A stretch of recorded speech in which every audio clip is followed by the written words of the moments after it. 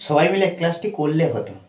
এই যে প্রত্যেকটা কাজের শেষে যে করলে হতো, চা খেলে একটু হতো, চা খেলে একটু হতো, এই যে হতো, এটা যখন আমরা বাক্যের ক্ষেত্রে ব্যবহার করব তখন আমরা কিভাবে ইংলিশে আমরা লিখব। দেখো বাংলাতে যদি এরকমভাবে থাকে, এরকম এক্সপ্রেশন যদি থাকে, দেখো এই যে হতো, খেলে হতো, গেলে হতো, বাক্যের ক্ষেত্রে আমরা আনবো it would be better, it would be better, it would be better. অথবা আরেকটা কিনে আসবো, it would have been, it would have been, it would have been plus কি করব না টু ব্যবহার করব, plus to plus verb, verb কিন্তু ওয়ান, ভি ওয়ান, তারপরে অবজেক্ট। ওকে, তাহলে বাক্যের গঠনটা আমরা কিভাবে করব না ইট উড বি বেটার এটা আনবো, অথবা আমরা কি করব না ইট উড হ্যাভ বিন, এই দুটোর মধ্যে যে কোনো একটা আনবো, তারপর কি টু বসাবো, তারপর ভি ওয়ান প্লাস অবজেক্ট। দেখো বাক্যগুলো কি, একটু চা খেলে হতো, একটু চা খেলে হতো, তাহলে আমরা একইভাবে কি করব না এটা বসিয়ে দেবো, ইট উড বি বেটার, এটা বসিয়ে দেবো। ওকে, বেটার, তারপর আমরা টু ব্যবহার করব, two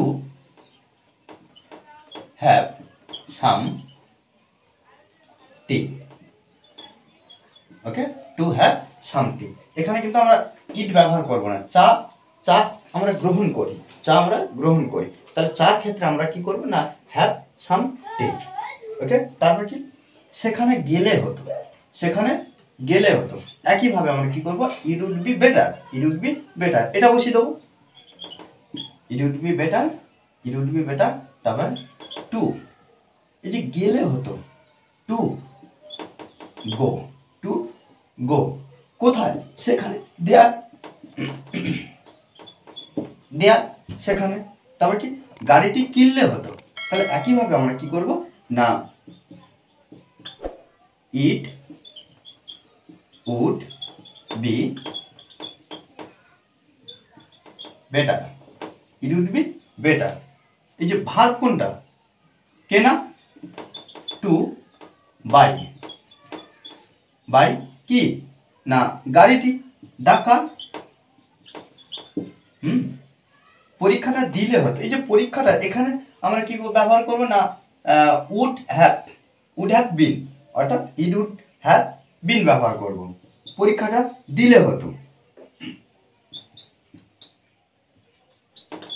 it would have been, it would have been, তারপর টু ব্যবহার করব, টু রাইট, রাইট কি ভার্ব বসে গেছে, কি না পরীক্ষাটা, দা exam.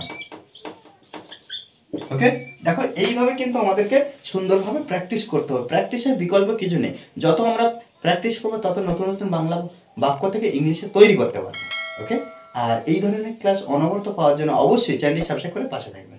Okay, thanks for watching this video.